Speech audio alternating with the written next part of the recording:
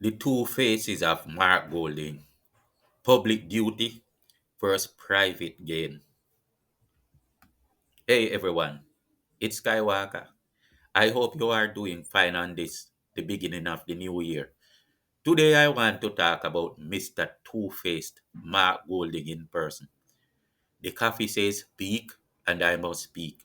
With all we have got to celebrate, we have got to lament that there are deadbeat people like this coming to Jamaica's energy. And for all we have to fight to empower ourselves as a nation, we have to fight with these foreign leeches and also with our own traitors. This will be a bit outspoken, but easy to digest. So, comrades, don't worry. Just listen to the truth, and the truth will set you free. Not because I talk hard to you sometimes doesn't mean that I don't care about you. The reason why I am so harsh is because I am passionate about my people and I am a defender of the weak and the oppressed, especially women and children. So maybe I will talk about women and children to some degree today, maybe just briefly or just in passing. Everything about Mark Golding comes with a conflict of interest. Do you notice that? When someone comes with conflict of interest for every doggone thing, it means he is a deceiver.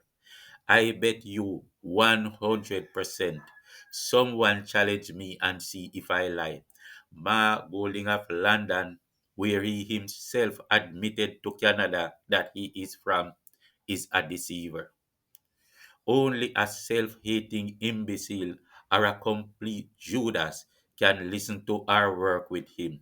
He has become so conspicuous now that not even his most loyal supporter can protect him anymore. How are you going to now tell us that Mark Golding was born in Jamaica when Mark Golding is going to Canada to tell them he was born in London? Because you cannot lie on an I-94. See, in fact, you don't want to lie on declarations while traveling to serious countries like the USA and Canada. But you might want to try those little lies on Jamaica because you might underrate us, especially since the Integrity Commission belongs to Massa Mark. But let's dig deeper into the issues and see what's inside them. Everything about Mark Golding is like a conflict of interest, I said. Imagine the son of a family that hates black people being forced to marry a black person because of a wrongful act he did. I hope, since he is white and have to marry black, you can see the conflict of interest in how he treats her. You can't, can you? If so, then good. There have been many cases where white agents do this to fulfill a role for Britain, maybe, or some other agenda, maybe a sacrifice, and they will find their own ways to cope. But it gives them the power to tax sanitary pads on black women, just like they would try in Kenya. And then they can say, I can't mean anything bad because my wife is black or something of this sort. I mean, that kind of scenario. Agents are trained to make the biggest sacrifices for the greater good. I wonder if Mark Golding ever dreamed of becoming a great British agent like his father, John Golding, was for his home country, England. At least, because of the legacy of his father, he could never have been registered as a Jamaican, even if he was born here. He belongs to Britain no matter what that means. You know what I mean, right? The good thing is that he was born in London and he told Canada so. So it's easier to tell him to go back home. No, isn't it? Isn't it? Huh? People, listen to this carefully. The integrity of prospective leaders is paramount. Making false statements about one's place of birth on official documents, such as an I 94 form, can have serious consequences. In Jamaica, the Integrity Commission, the IC, the one with the judge turned into grudges, and the fraud squad, the IC and the fraud squad are responsible for investigating such cases to maintain transparency and accountability. Ensuring the accuracy of such declarations is crucial for maintaining public trust and upholding the integrity of public officials. Why is the Integrity Commission not doing a thing about Mark Golding's false declarations on place of birth? Can someone answer that? Why is the Integrity Commission not doing a damn thing about Mark Golding's false declarations on place of birth? It is already a certain case of corruption, isn't it? For he declared himself as being born in Jamaica and also as being born in London. In no way can both be true. Why is the Integrity Commission not perturbed by it? I believe that the fraud squad could also rightfully take up this investigation and lay necessary charges. Besides, I believe that it would be in good effect to deport the perpetrator of the crime. Huh? Because someone who comes here doing these things is coming to deceive Jamaica, which won't be good for our country. And someone has to defend us. I mean, if you are in a public place where your job is to protect, then protect, whether you belong to the IC or the fraud squad. And the government of Jamaica needs to take it more seriously because you are on the street running down people doing lesser crimes and doing crimes that are not so dangerous for the nation of a whole. So the government needs to take it up in hand too. There is this age old strategy that never wins, that easily tricks many black Judases. They say, is not everything good to eat is good to talk, but some things that are hard to talk are necessary to say. Since I have no choice here, I will say this quickly without making it more than what is needed. In order to perpetuate this cycle, it works like this. Mga Golding's half-caste children to him are like Matalan and the half-caste Jamaican wheat bearers to England. You cannot relay the truth without speaking the words that bear the truth. There is too much to lose for not saying them.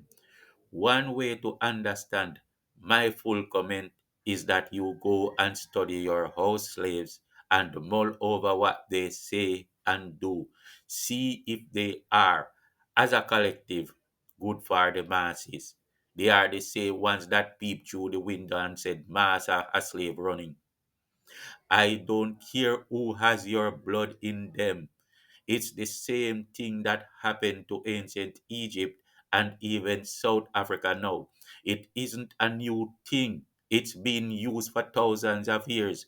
Why? Well, why do we ignore these things? We should be laughing at these old tricks by now, but we are being caught, and traitors are around here asking about ice. Ice. Listen, I am looking for the softest ways to say the hardest stuff. The softest ways to say the hardest stuff. Mark Golding, the leader of the opposition in Jamaica, has been a subject of controversy due to his involvement in various financial dealings and his dual roles as a capitalist and a member of the People's National Party, a party with roots in democratic socialism, my peeps. These roles have raised questions about potential conflicts of interest and his alignment with the principles of democratic socialism. Democratic socialism will not work for the weight bearers. That would rather the all-out capitalist movement. See what I'm saying? They are the same people that want to lay more taxes on the masses like slaves. They have effectively, by the use of Mark Golding and dumb, careless Ethiopians, turned the PNP into their own movement. The PNP is Rise United movement. There is no PNP anywhere anymore. No, if the PNP wins, the Rise camouflage as PNP. If they win, they will automatically be in power. I mean, they will automatically transfer the wheat bearers to power, and their minority position will no longer matter because they will have the mantle of government in their favor.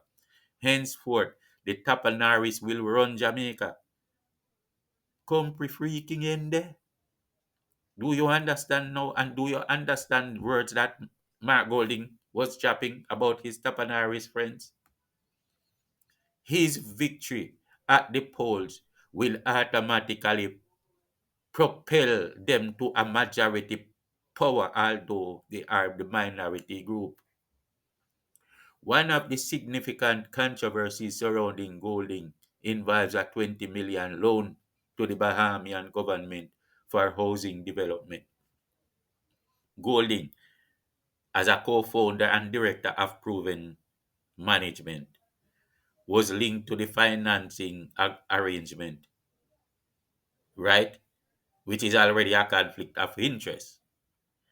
The Bahamian Minister of Transport and Housing, Jobet Colby Davis, mentioned that there was no formal agreement with the companies involved, raising concerns about transparency and potential conflict of interest. This situation underscores the importance of public officials avoiding any appearance of conflicting interest to maintain public trust. Everything about Mark Golding has a conflict of interest component because he is deceitful. His British citizenship and birthplace and the truth of what Jamaicans stand for also creates a conflict of interest. So, outside of Jamaica, he was born in London, and inside Jamaica, he claims he was born here. Jamaicans that pretend like they believe him are deceitful too. They don't. They don't believe him because it would be impossible unless they are super dunce. This is the info age, so no one believes Mark Golding. I was shocked to realize that not even the AI on my computer believes him. Golding's background during the FinSAC era, where he served as an advisor to the then Minister of Finance, Omar Davis, and later became an investor, has also drawn criticism. He was working for Omar Davis, but also he had two faces there because he was there as an investor, a capitalist, capitalizing in a public sphere. His dual roles during this period highlighted potential conflicts of interest, but it was the worst of the worst case scenario.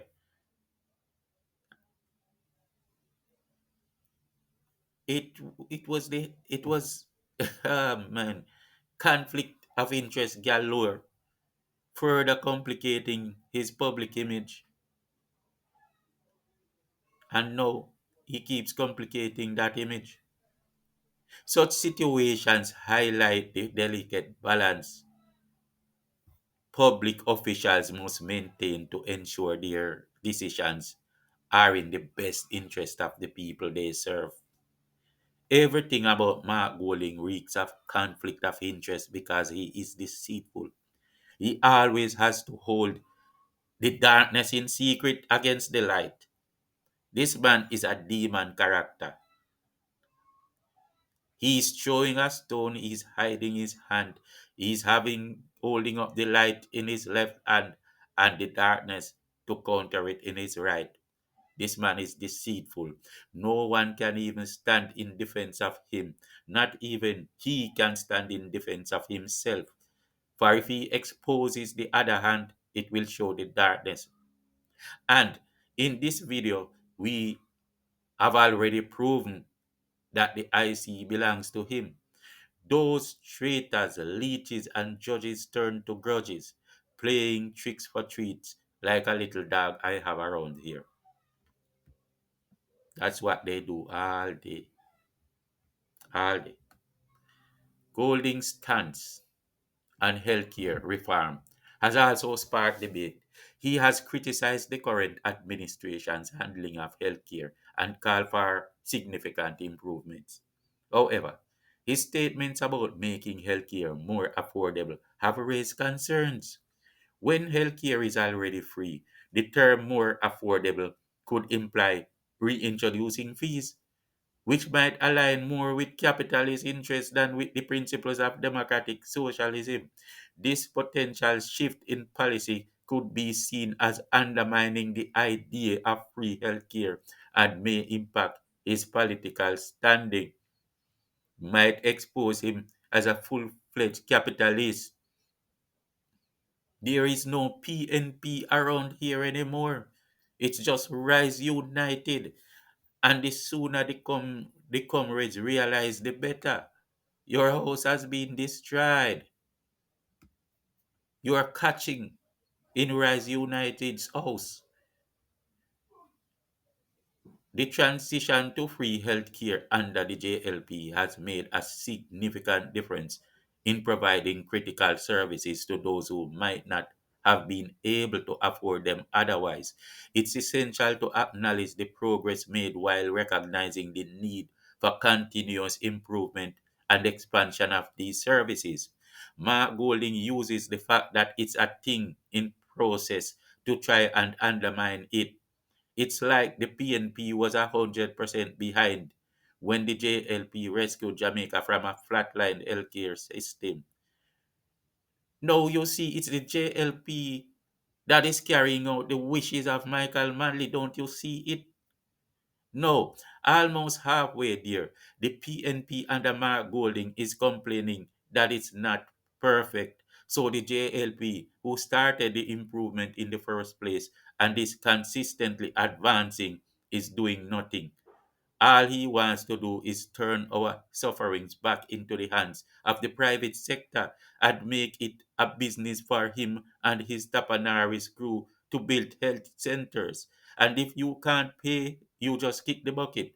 Just as they had it before. Remember that back in the days, it was the JLP we would be expecting this from to put us under the mercy of the private sector. And if you go to the hospital and you don't have a fee to pay, you will stay there and die. It's the JLP we were expecting it from. It is the JLP that is carrying out Michael Manley's wishes today and the PNP who is counteracting it. There is no longer no PNP, it's Rise United. Talking about he will make healthcare more affordable. Tell us the plan then. Tell us the plan. Mark Golding's dual roles as a capitalist and a member of the PNP, along with his involvement in various financial dealings, raise important questions about potential conflicts of interest and the alignment of his actions with the principles of democratic socialism. He is against all that Michael Manley stands for. As a public figure, it is crucial for Golding to navigate these complexities transparently and fairly to maintain public trust and uphold the values of his party. I know and I realize that a lot of PNP people are getting wise. But you can't just get wise. You have to protect your future and your children. You can't just do this because you're saying it's Michael Manley's party when it's the party that is going against Michael Manley because it's no longer the party. They use their money and took it away and tricking you that is the same thing. Don't you see? Because we must take sleep and mark death. Because our children's future is no joke. And because we must understand the jinx that we must navigate in a world of devils and hold on to our national autonomy as our own people in this life. Because the Tapanaris and Mark Golding cannot be our handlers. This is not slavery. Because we must be free. Think on these things, my people. Peace out.